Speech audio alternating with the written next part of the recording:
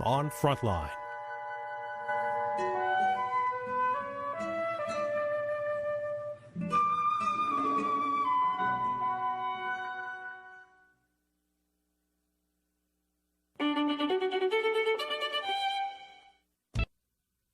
Hello, I'm Scott Simon, and thank you for joining us. You've just seen a program describing events that occurred during the collapse of the Ottoman Empire during World War I. For the next half hour, we're going to discuss some of the issues that were raised in this documentary, and we're joined by four guests. Justin McCarthy is a professor of history at the University of Louisville. Taner Akçam, who appeared in the program, is a Turkish sociologist and historian. He's currently a visiting professor at the University of Minnesota. Omar Turan is an associate professor of history at the Middle East Technical University in Ankara, Turkey. And Peter Balakian, who also appeared in the program, is a poet and a memoirist and a professor of the humanities at Colgate University. Gentlemen, thanks all very much for being with us. I want to turn to you first, Professor McCarthy, because I know you have a different viewpoint than some of what we've seen in the film. I have to begin by saying it's impossible not to see this very powerful film. Pictures of the killing fields, the cattle cars, the very vivid descriptions of people who saw firsthand what happened, and not to conclude that what the world saw was an extinction, a genocide of the Armenian people. Well, I think that proves that the propagandists did their work very well, because this is really propaganda masquerading as history. It is true that the Armenians suffered terribly. The difficulty is, by only presenting half of a story, by only showing you the Armenian dead, they make it appear like a genocide. The Armenians did suffer terribly, but the Muslims, the Turks and the Kurds, they suffered equally as badly. And by skipping that, by not putting that in, they have made what was actually closer to a civil war, or perhaps a mutual genocide, appear like a slaughter of one group by another. This movie, unfortunately, this program, unfortunately, is historically extremely inaccurate. Not simply about Armenians. Well, can you point out a couple of specific inaccuracies in your judgment? Well, take something that has nothing to do with this issue, for instance. They talk about the Balkan Wars, which were fought in 1912, 1913. Yeah. They misidentify the countries. They say that Romania fought against the Ottomans, which it didn't. They imply that Greece and Serbia and Romania and these places didn't exist until then, when they took themselves free of the Ottoman Empire. What about some inaccuracies as it relates to the The Armenian biggest genocide? inaccuracy is a crime of omission to me. For instance, they don't mention that the beginning of what's called the Armenian Genocide was revolt by Armenians, especially in the province of Van, that began when mobilization took place, even before the war took place, began almost a year before the events of any deportations, and which had an attendant upon it a tremendous slaughter of Muslim civilians. Now, this was the first thing that happened. I don't think it's terribly important what happened first, because this is an inhuman time for everyone. But to not mention that what happened to the Armenians happened primarily out of revenge for things that Armenians did is simply to falsify history tremendously. It's like taking the American Civil War and saying it was a genocide of the South because you don't mention that the northern people died as well. Why don't we, Peter Balakian? Well, I think what you've heard from Mr. McCarthy is a fantasy. And I think it's important to say that Mr. McCarthy and Mr. Turan have worked for the Turkish government to help that government deny the Armenian genocide. And I think it's important for our viewers to understand that the Turkish government has had an egregious human rights record against intellectuals and intellectual freedom. It has made the Armenian genocide taboo and illegal in its own country. And to be working with that kind of project is already to make it clear what kind of propaganda you're engaged in. What I think this documentary shows so brilliantly is the mainstream international scholarly discourse that is embedded in the Armenian genocide discourse. For the first time, we see terrific Turkish scholars like Taner Akçam, Müge Gocak, Mr. Berktay, Mr. Adenir talk self-critically about their past. What the Turkish government has outlawed is self-critical analysis of its past. And unfortunately, these gentlemen are part of that project, and I think that tells you a great deal.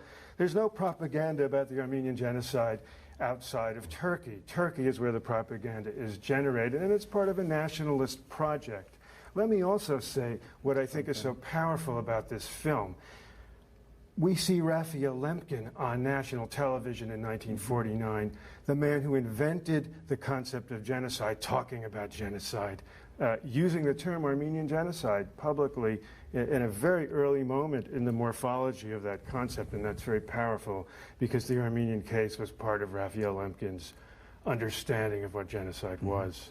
Let me turn to Omar Turan, if I could. What do you make of these very vivid first-hand accounts that of the time that appeared in newspapers, that were sent back to embassies, missionaries, people who saw firsthand what was happening? And the word genocide wasn't commonly used, but they certainly referred to it as a slaughter and a massacre that was deliberately intended to extinguish the Armenian people.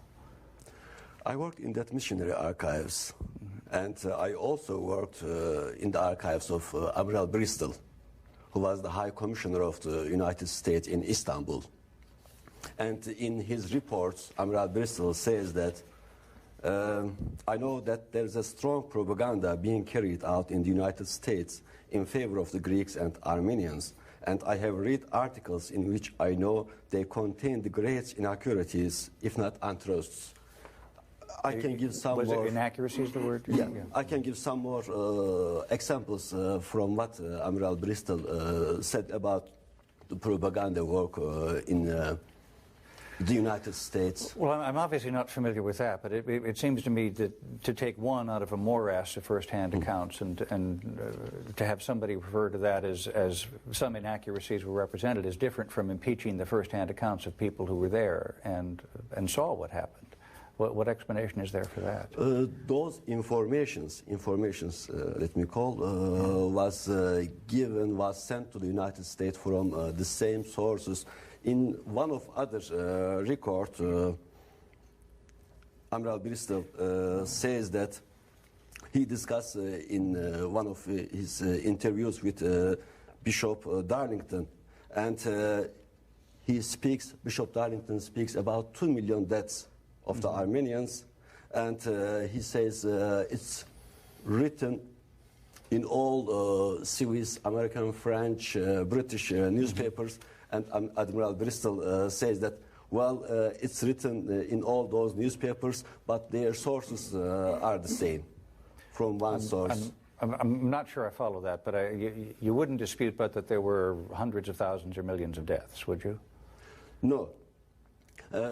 Even if the exact figure. No, someone claims it, and Admiral Bristol says these claims are coming from the same source. Well, let me turn to in all these newspapers. I mean, Professor it is Akşam. not a necessary debate. Yeah. I'm working on the archives, and I know all the archival materials. Generally, everyone should know that there is no inconsistency between American, German, British, and Ottoman and Austria-Hungary materials. All these archival materials, including the Ottoman materials, gives a very clear picture of the genocidal intent of the Ottoman authorities.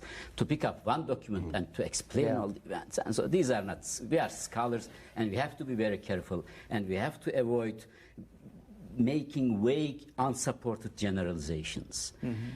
There were German casualties in the Second World War. The number of German deaths was more than killed Jewish people. Muslim casualties in First World War, maybe 1.5 million, 2 million, but it has nothing to do with the 1915 and with the genocidal intent of the Ottoman authorities. What we are discussing here, whether or not Ottoman authority is intently wanted to eliminate a population because they belong to a certain ethnic and religious group. And this is the reality, and this is the beginning of the discussion. This must be. Why? Because this is the history of Turkey. If you don't know the Turkish history, you will surprise and think that, oh, there are two different positions and so on. You know, we discussed in Turkey 30 years whether there are Kurds or not in Turkey. Whether there are not, whether yes, Kurds or not. we discussed. Because Turkish Republic, if you want to understand, you have to know that this republic, based because of these or other reason, certain myths, there are legends on which we build our republic. And one of the legends is that there are no Kurds in Turkey. The other legend was there were no social classes in Turkey and no social class struggle in Turkey, and from which I was in prison. And there was third, there were no Armenian genocide. Today, nobody talks about existing of the Kurds in Turkey because this taboo is lifted out. Now we are dealing with the Armenian genocide. This will also lift it out after 10 years. In the process of European Union, Turkey being a member we will not discuss this issue. Let me turn to this side for a moment and ask if we could put the conversation forward a bit. Why do we have the impression in the West, which seems to be a fair one, that in Turkey you could still be thrown into prison for saying that there was a genocide? Why is the government so sensitive and unwilling to entertain discussion of that word? I think, first of all, we have to say, and I have to say, although I know it's going a little away from what you were saying, I've just been accused of being a person who was working for the Turkish government. This is a lie. But Reuters has a piece about... I don't care what Reuters said. It is a lie. It is not true. You did address the Turkish parliament, didn't you? I addressed the Turkish parliament, for which, if that's working for the Turkish government... I think it's working with the Turkish government in any case, in an advisory the capacity. statement also, when someone insists on attacking the personality of the historian, Sir, I'm not it attacking is your generally because personality. they don't have the facts, and this upsets me. I'm not sure your personality was attacked, No, and sir, I don't want not to at attack all. it, but let's see if we can get back on target to why is the Turkish government, certainly the appearance of the outside world, unwilling to have Turks today entertain this debate? Well, actually, there's a couple of things I know the debate goes on despite that, but people have for in instance, fact been imprisoned. Yeah. Professor Akşam's books are published in Turkey, for instance. How long were you in prison? It is. I was 1 year in prison between 1976 77. It had nothing to do with the Armenian case, though. It was because of the it was a taboos. political matter. In any case, so there is a debate in Turkey, unquestionably. There are professors in Turkish universities who are in favor of this issue. But the main thing that bothers me is that Turkey has a law that should not be there. And this is a law that says you should not, defame the Turkish government. This is a silly law. They should get rid of it because it allows every small-time prosecutor to bring a case that shouldn't happen. But I want to make sure that we understand that Turkey's not the only country that has a law. For instance, I can't go to France. I can't go to France. Why? And speak. Because France has a law against my saying that there was not an Armenian genocide, or more precisely saying it was a mutual genocide. I can't go to Switzerland because Switzerland has laws against that, and Switzerland puts people in jail. Now, it is definitely wrong for Turkey to stop people from saying what they want to say, especially professors who have a duty to profess. But it is very definitely wrong for countries that we revere, like France and Switzerland, to do much worse. Because in Turkey, indeed, there are people who deny the Armenian genocide and people who support the Armenian genocide, scholars who have a definite conversation. But in countries like France, if you open your mouth, you end up sued or in jail. Can I just respond to that? First, Mr. McCarthy, I read a 2-page article by Reuters about you advising closely the Turkish government on how to deny the Armenian genocide in Europe, and particularly, and you're quoted extensively. I do have the article, but I'm sure you have it too. Bring it out, because it's a lie. It was big news. But let me say this. We have to make a distinction between France and Switzerland and their laws against hate speech. And the fact that right now 200 writers and journalists are facing prison sentences in Turkey for intellectual thought. 13 of them have to do with the Armenian genocide. My own publisher in Turkey, Ragib Zorakolu, is in Turkey tomorrow to face trial for 2 books he published. In the 1990s, Turkey led the world in imprisoned writers and intellectuals, ahead of China and Syria almost every year. More children tortured in Turkey than any country in the world. Mostly these were Kurdish kids who were in jail. The history of violence against intellectual thought is intimately intertwined with the history of the Armenian genocide. And I would note that the documentary has such a compelling moment in which it discusses the rounding up of Armenian intellectuals in Constantinople, 250 of them, almost all of them who were tortured, killed, and murdered in This the was interior at the very beginning. This is the April 24th and event. it also spoke to the systematic nature of the genocidal program, because you cut the head of the state, the culture you want to kill off first. And this happened throughout Anatolia, so that Armenia lost all of its intellectuals in 1915 and 16. Let me raise with both of you, if I might, a question that was raised in the documentary, which is, why is it important to you that this be labeled a genocide as opposed to a tragedy or a war crime or a fiasco or a disaster? I have a more concern than whether we have to label this as genocide or not. The main concern is whether Turkey should be a democratic country or not, whether Turkey should face its own history or not. Armenian genocide is only a part of it. In Turkish history, we have a lot other human rights abuses, a lot other human rights violations, and if Turkey wants to be a democratic country and want to be a part of European Union, Turkey should face its own history, and it should not be a problem for Turkish scholars, intellectuals to talk about the past. It is not only related to Armenian genocide. It was not easy to talk about the past, about the Kurdish issue. This was the reason why I was arrested in 1976. And it was today, for example, 2 days ago, Mr. Justin McCarthy, 2 police officers came to a journal where I write regularly, Birikim, and asked me, invite me to the public prosecutor for an article that I wrote about the motive in genocide, generally, a theoretical article, and this is where we are. The basic problem in Turkey is, if we don't face our history, if we don't discuss the human rights abuses in the past, we cannot establish a democratic future. This is the basic problem, and Armenian genocide is the measure of element of. Whether it's genocide or not, it is so unimportant, because according to international law, you cannot describe it another way. It is impossible. Today we call in Yugoslavia killing of 7,000 men as a genocide, so that it is not the basic problem. Did you want to say something? I would like to actually read what Raphael Lemkin, the man who defined genocide for the international legal community, wrote in 1954 as he was struggling to get the United States to pass the UN Genocide Convention. And he writes this: this convention, meaning the UN Genocide Convention, is a matter of conscience and is a test of our personal relationship to evil.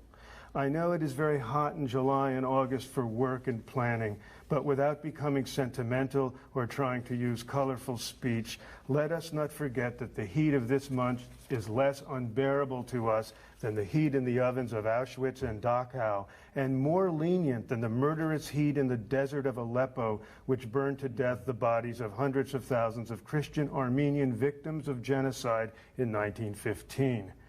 I think that's a profoundly eloquent statement, and also bringing a relationship between the Holocaust and the Armenian genocide. And this is the man who invented the concept, and he was brilliant. Let me turn to Professor Turan, if you want to add something, okay. Professor McCarthy, by all means. I think it's safe to say that whatever the crimes the German nation committed in the past, there are a lot of people around the world who admire the way, over the past generation, individual Germans and the German government have faced up to the genocide that Germans perpetrated, and not alone, during World War II against the Jewish people.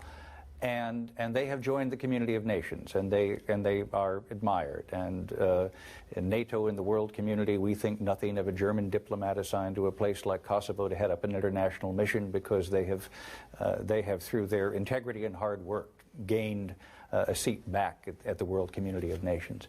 Can Turkey do that until they are willing to confront these events and not imprison people who simply want to enter in this debate?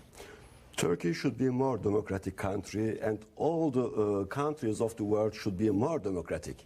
There is nothing wrong with being more democratic. But democratic doesn't mean accepting someone implements, someone forces you to say something which is not true. As an historian, I thought we were here to discuss the so-called Armenian genocide claims, but we are discussing so many other things, and it's a bit confusing. Would you like an opportunity to make another point about the history from your point of view? Well, why only Armenians? There were many other non-Muslim communities in Turkey at that time. Why Armenian was especially chosen? In that documentary, they call Armenian intellectuals and cultural leaders. What about revolutionary organizations? What about the Hinchak Party? What about Tashnak Party? What about their rebellions? What about their uprisings? What about declaring? Yeah, I mean, if you broaden the definition, eventually you will get to extinguish everyone. I don't. Are you just trying to redefine the victims, or why didn't you mention the others? He's saying, why didn't you in the mention film the dead Muslims in the film? Yeah. Why not mention all the other people?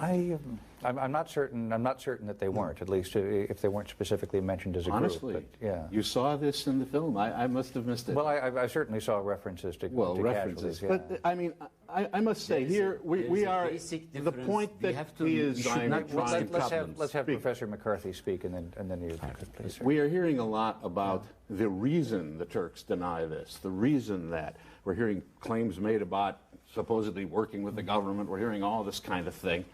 The fact of the matter is, the real question is not the supposed reason why Turks do this. The question was whether it happened the way they say it happened. And I say that by looking at this film, one gets a completely false idea of history. One gets misstatements, for instance, about this so-called special organization, which was supposedly set up to kill Armenians, which actually was set up to fight some Armenians, all right, Armenian guerrilla bands, which is quite different than massacring civilians, and which no one, to my knowledge, has ever brought up actual evidence that they did this sort of thing. We see constantly in the movie references to slaughters of Armenians, many of which actually took place, but never a reference to the tremendous slaughter of Muslims. We never see the fact that Muslims were slaughtered in greater numbers and died first. We don't see any reference to that. What we should be discussing is the actual history. And if people disagree about history, then we should be having extended debates in other fora, obviously. Professor Akram, we've only got about 3 minutes left. What happened in history has the traces. The the Armenian killed during that period the Muslims is a new legend. There were Russian army Armenian volunteers, but Muslims killing by the Armenians, it is a legend. It is not true. And what happened in 19? There were Armenians who fought back. As they resisted. It was there was one second. I'm not finished. There was of course true. There was Revenge Act. There was Revenge Act of Revenge of Armenian. Armenians up 1918, 1919. There was party congresses of the CUP, the Union and Progress Party, who organized the genocide.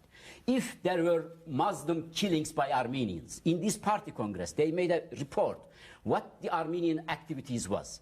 They made a list of the Armenian activities, 1960 Congress, 1917 Congress, 1918 Party Congress. And these events that they're mentioning there, the event that we know. This is one, this is Shebin Karahisar, this is Urfa, most of them resistance of the Armenians to the deportation. Resistance to death. And I'm not done. One more thing I have to add. There is enough evidence that Teşkilat-ı Mahsusa units were put on the job to kill the Armenians. It is that we have enough testimonies and enough evidences. 1919 in the trials, the generals gave these testimonies personally.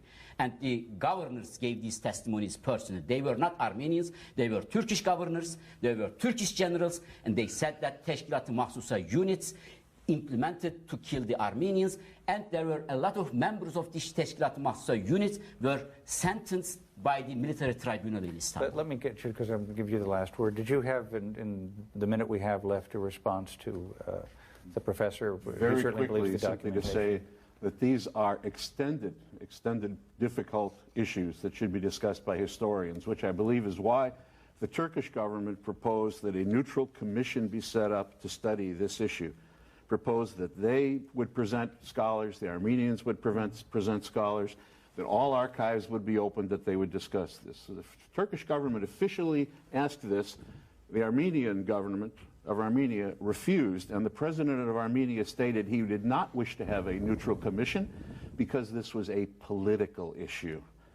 Now, that seems to me to indicate that all these statements probably are not very accurate about the Turks not wanting to come to the truth. What about Professor First place, I Malek? mean, the Turkish government's attack on this history is so well documented that it's a scandal in modern history. And what Professor McCarthy has said is absolutely not true. But let me just say this one final thing, is that if we're going to pretend to do history without assessing power and the meaning of power, and we're going to pretend that a stateless minority population, Christian minority population, unarmed, is somehow in a capacity to kill people in an aggressive way that is tantamount to war, civil war, that we're living in the realm of the absurd. Taking the basic Foucauldian notion of power here is just a basic understanding of history. Were there some Armenian resistances? Sure, as Professor Akçan has spoken, a little bit like the Warsaw Ghetto. People don't want to die as sheep.